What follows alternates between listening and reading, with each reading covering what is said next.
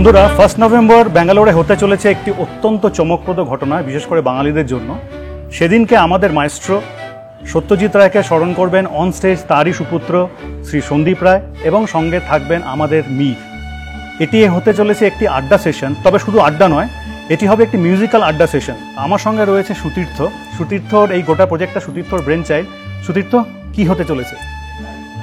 যেটা তুমি বললে, মানে ভীষণই একটা ইম্পর্টেন্ট দিন সবাইকার জন্য, কারণ আমাদের প্রথম কথা হচ্ছে যে এটা একটা সত্যজিৎ রায় আমাদের কাছে একটা ইমোশন। তো সত্যজিৎ রায়কে ট্রিবিউট করা ভাবনাটাই একটা ডেঞ্জারাস, একটা স্কেয়ারি ব্যাপার। তো সেটাকে টাচ করা এবং তারপরে তার ছেলের কাছে যাওয়া, মীরদার সাথে মিট করা এবং to explain them how the show or the evening is going to unfold, এটা হওয়ার পর আমি প্রথম রিয়েলাইজ করলাম যে কিছু একটা দম আছে।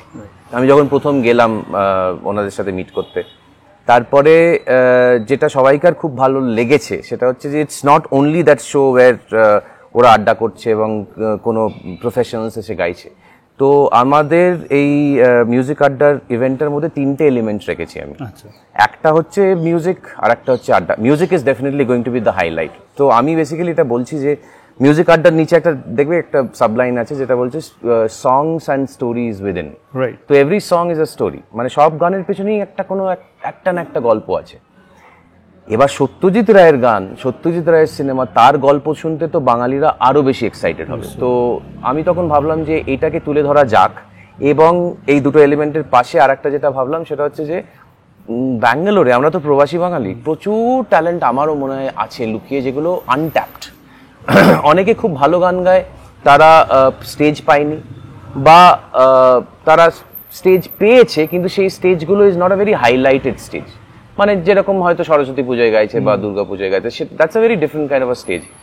তো সেটার জন্যই ভাবলাম যে একটা ট্যালেন্ট হান্ট করা যাক। So it's basically reality show, music and আড্ডা, এই 3টে এলিমেন্ট মিলিয়ে হচ্ছে আমাদের মিউজিক আড্ডা। তো আমরা 15টা নতুন ভয়েস পেয়েছি, নিউ ভয়েসেস। মানে যারা চেনে তারা হয়তো চেনে, কিন্তু the society, the community, I don't think they know because they are extremely talented. তুমি তো রিহার্সাল শুনছো? হ্যাঁ, মানে আমি রিহার্সালে বসে আমি মন্ত্রমুগ্ধ হয়ে গেছি।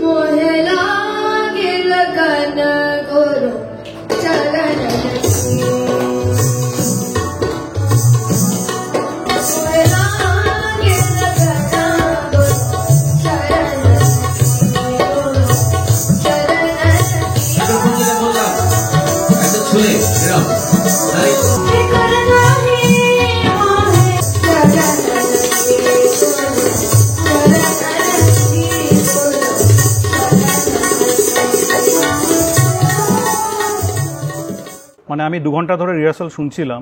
Amazing voices, amazing musical talent. কি করে স্কাউট করলে তোমরা এটা? মানে আমার কাছে একটা বড় প্রশ্ন আর কি। প্রথম রাউন্ডটা রেখেছিলাম ভিডিও রাউন্ড, যেখানে আমরা ইন হাউস একটা মানে সিলেকশন করতে পারি, কারণ অনেকেই গান গাইতে পারে। এবার কথা হচ্ছে, ধরো আমি খুব ভালো গান গাইতে পারি, কিন্তু আমি হয়তো রকটা ভালো গাইতে পারি, পপটা গান, সত্যজিৎ রায়ের গানটা গাইতে পারবো কি? তো সেটার জন্য একটা স্কাউট ওরকম ভিডিও ভেবে করেছিলাম। ভিডিও রাউন্ডটা হয়ে যাওয়ার পর ওদের একটা লাইক ইন ফ্রন্ট অডিশন হয়, যেখানে আমাদের 3টে মেন্টর আছে।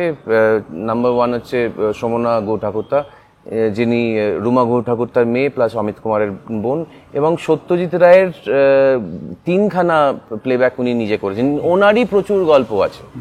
ইনফ্যাক্ট সমনাদির থেকে গল্প শুনতে শুনতেই আমার মনে হলো যে আরে এই গল্পগুলো কেন বলা যায় না, বলা যেতেই পারে। তো তারপরে সেকেন্ড হচ্ছে Rina Basu. Rina Basu is a very renowned Hindustani classical vocal trainer and performer, and Prasun Chatterjee, A grade tabla instructor and player.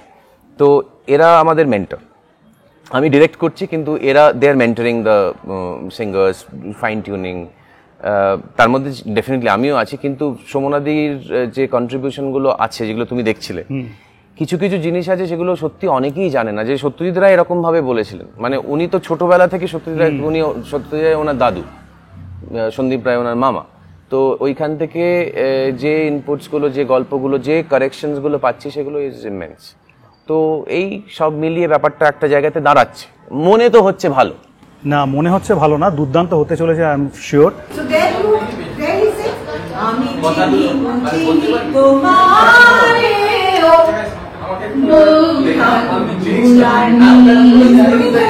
সেই গানটা একটু শুনি, আমি চিনে গেছি শুনি বলা। एक बार then chill start, ठीक है? So first it'll start like jump jump jump jump jump jump.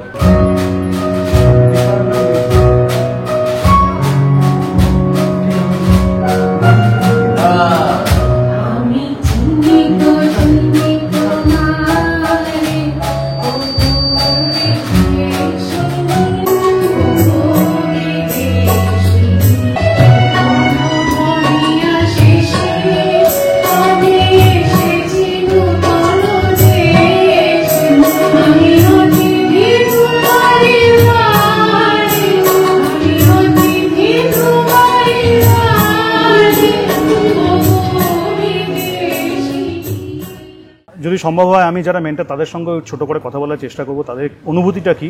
একটা জিনিস আমি যেটা বরাবর মনে করি, আমার দর্শকদেরকে আমি অনেকবার বলেছি, যারা আমার ভিডিওগুলো দেখে তাদের কাছে ক্লিষ্ট হয়ে যাবে, যে ব্যাঙ্গালোর কিন্তু বাংলা মৌলিক শিল্প এবং নাটক এর একটা পীঠস্থান হয়ে উঠতে পারে। ফ্রিলি এখানে কাজ করার প্রচুর স্কোপ আছে, এবং আমি লাস্ট 2 বছর ধরে ব্যাঙ্গালোরের বিভিন্ন অর্গানাইজেশনগুলো, বাঙালি অর্গানাইজেশনের সঙ্গে কাজ করে আমি এটা বুঝতে পেরেছি, there is hunger. Absolutely hunger শুধুমাত্র যারা পারফর্ম করে শুধু তাদের মধ্যে নেই, যারা ভালো শ্রোতা, যারা ভালো দর্শক, তাদের মধ্যে প্রচন্ড একটা হাঙ্গার আছে। কেন না, নতুন কন্টেন্ট দিলে তুমি তখন বুঝতে পারবে যে হ্যাঁ এই খিদেটাও আমার ছিল। এক্স্যাক্টলি এবং সেটাকে তোমরা তুলে নিয়ে আসছো, এবং 3 জন মেন্টর দেখলাম অসাধারণ ওরা খাটছেন, এবং তোমাকে তো মানে হি ওয়াজ সো বিজি, আমি ওকে মানে জোর করে প্রায় রিহার্সাল থেকে তুলে নিয়ে এসেছি আর কি, ওকে আবার ফেরত যেতে হবে। শুধু বিজি নয়, মানে আমার বেসিক্যালি একটা ইমেন্স অ্যামাউন্ট অফ টেনশন কাজ করছে, কারণ এটা কোঅর্ডিনেশনটা বুঝতে পারছো, ইটস নট মানে গল্প হচ্ছে, তার মধ্যে একজন আসবে, তার মধ্যে আবার গল্প হবে, তারপর আবার আরেকজন হবে, তারপর আবার ডুয়েট হবে, তারপর অনেক কিছু ক্যারেক্টার রোলস করছি, যেগুলো is a surprise on the show day Yule gate to know. তো একটু বিজি তো হয়েই যাবো।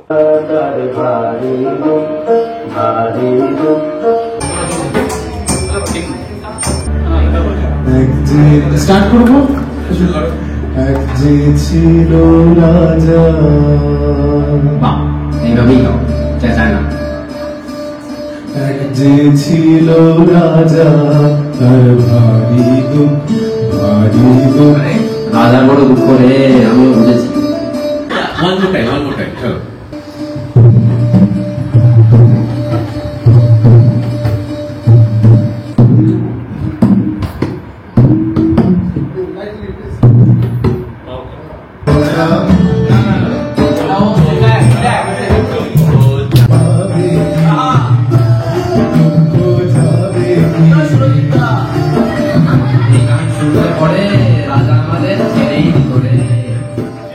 আমি এখানে দেখলাম তো বেশিরভাগই জেনজি বাচ্চাগুলো অসাধারণ গাইলো, এবং আই এম শিওর যে এই শোটা মানে একটা ল্যান্ডমার্ক শো হবে। আর একটা আমি বলতে ভুলে যাচ্ছি দর্শকদের, I have curated this platform for talents, no age is a bar. মানে একটা বাচ্চাও আছে, একদম বয়স্ক মানুষও আছে। তো if you are talented, you are talented, period. এখানে কোনো নেই যে তোমাকে 25 বছরের মধ্যে হতে হবে, যেমন কিছু কিছু রিয়েলিটি শোজে হয় না 30-এর মধ্যে হতে হবে, ওরকম কোনো ব্যাপার নেই। সেজন্য একটা প্ল্যাটফর্ম শেয়ার করছে একটা বাচ্চাও, একটা বড়। বন্ধুরা, আমি আগেই বলেছিলাম যে যদি সম্ভব হয় আমি এখানকার মেন্টরদের সঙ্গে কিছু কথা বলবো। আমার সঙ্গে এই মুহূর্তে রয়েছেন শ্রদ্ধেয় রীনা বাসু, এবং যারা ব্যাঙ্গালোরের হিন্দুস্তানি ক্লাসিক্যাল সিনারিও সম্বন্ধে অবগত তারা ওনাকে অলরেডি চেনেন আর কি। তো রীনাদি, আমি এখানে যখন এসে দেখছি যে অসম্ভব ট্যালেন্টেড এবং খুব সুন্দর রিহার্সাল হচ্ছিল আর কি, এবং এর একটা বড় ক্রেডিট হতো মেন্টরদের এবং যারা স্কাউট করেছে ট্যালেন্টদের। আপনাদের মানে কিভাবে আপনারা স্কাউটিংটা করলেন এবং আপনার অনুভূতিটা কি ওভারঅল? আসলে এই সত্যজিৎ রায়কে ট্রিবিউট দেওয়া হবে বলে যে প্রথমে সুতীর্থ আমাদের খুব মানে সন্তান সম প্রিয় একজন খুবই ট্যালেন্টেড মিউজিশিয়ান, সে এটা আমাকে জানালো ফোনে। তখন ও বলেছিল যে আমরা ব্যাঙ্গালোরে বাঙালিরা যারা ইয়াং জেনারেশনের মধ্যে যারা বাংলা গান ভালোবাসি, বাংলা শিল্প সাহিত্য চর্চা করি আমরা প্রবাসী থেকে, তাদের একটা অডিশন হবে, তুমি একটু এসো, তার একটু সিলেকশনের জন্য আমাকে হেল্প করো। আমি খুবই খুশি হয়েছি যে আসল কথাতে দেখো আমরা তো বয়স হয়ে গেছে, এখন তো অল্প ইয়াং জেনারেশন জেন জি যেটা নিয়ে আজকে সবাই খুব ব্যস্ত কথা বলছে, ওরাই তো এগিয়ে নিয়ে যাবে আমাদের সমস্ত সংস্কৃতি, সভ্যতা, সবকিছু, সঙ্গীত। তো আমরা যথারীতি, আমি এবং অসম্ভব গুণী শ্রমণা, রুমাদি, সবাই জানে রুমাদির মেয়ে, আমি আর শ্রমণা, এবং আর এক ভদ্রলোক খুব খুব বড় তবলা প্লেয়ার, উনি প্রসুন্দা, আমরা তিনজনে গিয়ে অডিশন করলাম। আমরা সত্যি বলতে কি অবাক হয়ে গেছি যে ব্যাঙ্গালোরের মতো শহরে, এবং এরা প্রত্যেকেই মানে প্রায় 10 থেকে 12 ঘন্টা ধরো এরা আইটি জব করে সকলেই। তার মধ্যে থেকে এরা যে এত গান বাজনার প্রতি মানে নিষ্ঠাবান, আর বাংলা সাহিত্যের কথা এত ভাবে, আর বিশেষ করে সত্যজিৎ রায়ের সম্বন্ধে তাদের এত বড় শ্রদ্ধার জায়গা দেখে আমরা মুগ্ধ হয়ে গেছি একদম। আর প্রত্যেকেই এত ভালো গান গায়, এত ট্যালেন্টেড, সত্যি আমরা মানে কি করে প্রোগ্রামটা কত সুন্দর করা যায় সেই এখন লেগে পড়ে রয়েছি তার পেছনে আর কি। 10, 12, 15 জন তো শিল্পী গান করছেনই। এরা আপনারা, আমি নিশ্চিত করে বলতে পারি, আপনারা মুগ্ধ হবেন এদের গান শুনলে।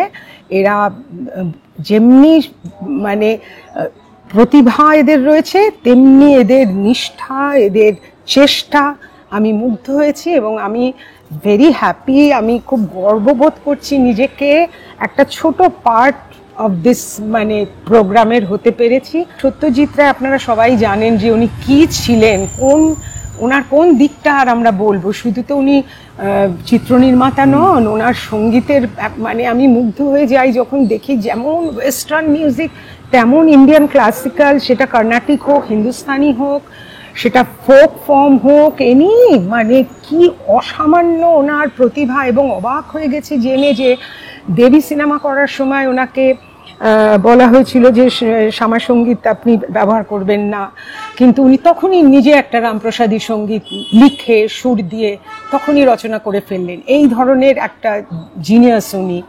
নমস্কার, আমি শ্রমণা চক্রবর্তী।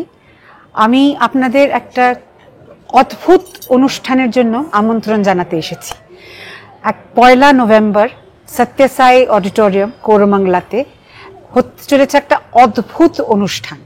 অদ্ভুত অনুষ্ঠান এই জন্যই বলছি কারণ সেটা সত্যজিৎ রায়ের ওনার মিউজিক্যাল জার্নি, উনি যেভাবে শুরু করেছিলেন এবং তার শেষ ছবি অবধি যা যেরকম তার সৃষ্টি, সঙ্গীতের সৃষ্টি, সেইগুলো আমরা তুলে ধরতে চেষ্টা করছি।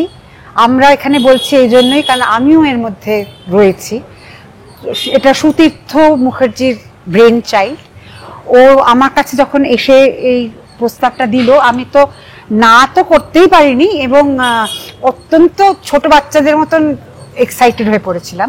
সুতরাং এটা সবার জন্য আমি বলছি, শুধু বাঙালি নয়, অবাঙালি যারা সুর ভালোবাসে, যাদের কাছে সুর অ্যাট্রাক্ট করে, তারা সবাই আসুন, এসে এটা উপভোগ করুন। এটা সত্যি উপভোগ করার মতন একটা অনুষ্ঠান। আপনারা আসবেন, আমি আশায় রইলাম আপনাদের সবার সঙ্গে দেখা হবে। অনেক অনেক ধন্যবাদ। Thank you.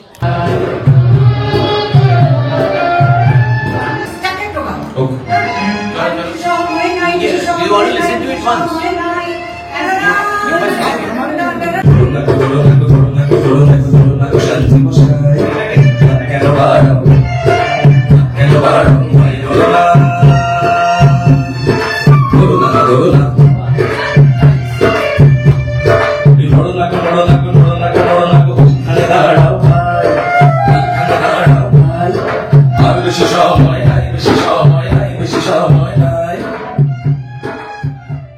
বন্ধুরা, এই মুহূর্তে আমার সঙ্গে রয়েছেন প্রসূনবাবু, উনি আরেকজন মেন্টর। আমরা যদি দেখি, সত্যজিৎ রায়ের সিনেমা এবং সাহিত্য নিয়ে তো অনেক আলোচনা হয়, সবসময় আলোচনা হয়, কিন্তু ওনার যে মিউজিক্যাল কন্ট্রিবিউশন আমাদের বাংলা গানের জগতে বলুন বা বাংলা কালচারের যে বলুন, সেই মিউজিক্যাল কন্ট্রিবিউশন নিয়ে খুব বেশি আলোচনা হয় না, যেটা হওয়া উচিত।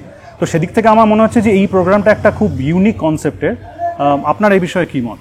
আমরা যারা বাঙালি তারা, আমরা ছোটবেলা থেকে সত্যজিৎ রায়কে যেভাবে চিনেছি, সেই নিয়ে কাজ করতে গিয়ে আমরা দেখলাম যে উনি যে গানগুলো বেঁধেছেন, যা মানে কম্পোজ করেছেন, যা তৈরি করেছেন, যা ফিল্মে আমরা দেখতে পাই, শুনতে পাই, তো সেই নিয়ে যতটা কাজ আমরা করতে চলেছি। আমাদের এই ছোট ছোট যারা উদীয়মান শিল্পী যারা ব্যাঙ্গালোরে খুবই ব্যস্ত জীবনযাপন করেন এবং গান বাজনা তাদের একটা শখের বিষয়, তারা এত চেষ্টা করে যে এই সত্যজিৎ রায়কে সম্মান জানিয়ে ওনার কাজগুলোকে এত সুন্দরভাবে চেষ্টা করছে যে কিভাবে ভালো করে গান গাওয়া যায়। আর সত্যি কথা, সন্দীপ রায় মহাশয় উনি আসবেন, ওনার সামনে পরিবেশন করা ঠিক মতো খুবই খুবই মানে পরিশ্রম করছে এরা।